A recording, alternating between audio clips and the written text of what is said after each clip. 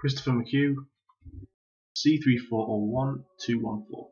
So one of the main HR issues in the case study is the merging together of two different organisational cultures.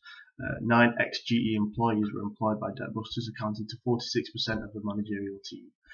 They have a very entrepreneur-type culture. At Debtbusters UK, they like to take risks and they enjoy rapid change with little consultation from anyone else, which is very autocratic. They're a multi-site organisation, but they only have one person who makes the decisions, which is Anthony Brown, their founder. Away from that, people who are underperforming, they have a name and shame policy, so they point it out in front of everybody, as opposed to identifying the person's weakness and helping them change that. According to a Forbes 2014 article, some of the characteristics I've just named, they coincide with the reasons as to why people find dissatisfaction and demotivation with their jobs. So poor communication of task, poor relations with co-workers, and also job insecurity. Away from that, look at the other end of the spectrum. We can look at General Electric. Now, they are considered a benchmark of business excellence. They have an excellent change communication structure in which they use smart targets that tell people what they're going to do and why it's necessary that they do it. They believe a lot in employee buy-in, so it's very democratic, this style. They have the do it right later mentality, as opposed to Debtbusters do it quick now mentality. So they understand the importance of communication, communicating the change to people, and that it's not going to be a quick process, but to do it effectively, it's going to be a little bit longer than usual. Now, in terms of people that are underperforming, they don't do what Debtbusters do and name them, shame them, or make them fear being punished. They rather have personal development schemes that they use and put in place to help people develop themselves and get back up to the improved standard. Again, if people can improve, they do have company exit strategies that they use to make sure that they don't have people who are underperforming and bringing the performance of the company down in the company. And it was in the change management meeting that the two cultures showed how different they really were. The ex-GE employees wanted to do all the processes, they wanted to discuss all the points, they wanted to write down all the necessary paperwork and complete all the documents that needed to be done, whereas Debtbusters UK never used to do that, they used to neglect that side of it. The level of bureaucracy brought down the pace of implementing change, which meant that everything was a lot slower, and that was something that Anthony Brown didn't like. And as a result of that, he resented against it, and he decided to go against what management were telling him. And the people who followed him also joined him in doing so. So with the subcultures there, Anthony Brown was forcing more and more people to go against the management, and as a result there was a number of grievances that were raised to do with that.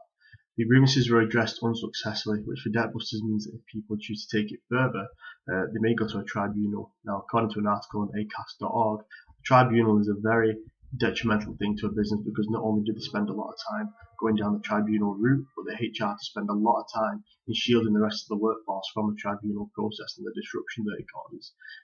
The next steps for Debtbusters UK are to try and solve the employee relations problems that they have in the organisation. If people continue to feel bullied, they can continue to raise grievances against Anthony Brown. If this does continue to happen, it could mean that Debtbusters UK have to spend more money, time and effort into dealing with the grievance and employee relations problems.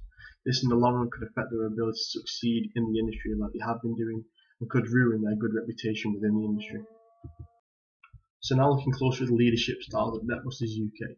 So according to Tony Kippenberger's book on leadership styles in 2002, he defines leadership as the attitudes and behaviours that are the outcomes of interactions between the way we think and feel. So simply put, it's how people approach situations and how they respond to certain situations. Now, it's not just figureheads of an organisation that have leadership skills. Managers do also, because they're in charge of a number of people, and the way they act can influence also how they act. According to File's Wheel of Managerial Activities, a manager's role is to manage the workforce and to manage the people that they're in charge of. This, for Debtbusters UK, means that they have a very coercive leadership and management style, and this because they use their power to punish and implement change. This can be shown with that if people can't deal with the change, they're not actually trained or helped throughout the process, they're just left and expected to leave. As well as that, the selection process is quite vigorous and filters out the most sensitive candidates simply because of this type of leadership style that's being used, because it is quite punishable and it is quite aggressive. Away from that, change is defined and controlled through only those who have power. So anybody who doesn't have power doesn't have any say, and that may be a reason as to why the workforce feels so demotivated. It's because they don't have any involvement in what's going on. They are just sat there and they're told what to do and they're expected to obey the orders. Just because of the aggressive nature of coercive leadership, it doesn't mean it's a bad leadership to use. It's best used when short-term goals are needed to be met, or as a last resort, because it instills fear in the employees to achieve a short-term goal in fear of being punished. However, on the other hand, too much of it creates a constant fear in the atmosphere in the organisation. And it can be one of the main causes of dissatisfaction because people are worried about if they're going to be punished for something that they do, or if they're going to be punished for slipping back on the deadline. So with this leadership style being quite aggressive and punishment being put in place, there's quite a high labour turnover, as it says in the case study. So for HR planning, they may need to spend more time in terms of recruitment and selection to make up for the people that have left. Otherwise, there may be a big gap in the workforce and it may be less effective than it was before. So now we're going to look closer at Anthony Brown, who is the founder of Debtbusters UK. So during the beginning, he's very much a transformational leader. He has a vision of a different way to do debt purchasing from the traditional model, and a way that he can make more money from it. So what he does, he gets a bunch of like-minded people and motivates them to follow him into it. Now, an example that's quite close to this and quite similar to this is that of Donald Trump in the election. So according to a Guardian.com article, he has a vision of America first, in which that he promised to put American people first in everything that he does and make sure that they receive the best, and to make sure that America expands out into many other industries than it is at the moment. And so that's why they followed him and voted for him, and that's why he's now president. So he's a figurehead, basically. And the same can be said for Anthony Brown. He's a figurehead of the organisation because he has standards that he sets, and the company rules their standards on how he acts. So it's all set on his behaviours. The core competences that he put in place are now still in the company, and they're still thought of every single day in the company. As well as that, his legend of how he started up the company runs throughout the industry and throughout the company, and he's always a main focal point for talking. Transformational leadership can be great for a business startup because it allows people to buy into a vision and share a passion to achieve it. According to J.M. Burns in 1978 in his leadership book, transformational leaders motivate each other to a higher level. So that means that their drive and their passion is shared, and with that being there, they push towards it to achieve the goal quicker and achieve the vision quicker. On the opposite of that, transformational leaders, they innovate a lot and they risk a lot for it. So for a small organisation, it might not be so bad because they do, technically speaking, have less to lose. However, for a big company, constantly innovating can be a very costly experience. As well as that, a negative, transformational leaders have the power and authority to persuade people to follow something that may not necessarily be right. A great example of this is Hitler in Gerard Weinberg's book, Visions of Victory. More recently, Anthony Brown has showed traits of an autocratic leader. Not only is it in the way that he implements changes that anybody inputs, but it's how that he asks people to do stuff and he expects it to be done exactly how he asks, without any questions of why.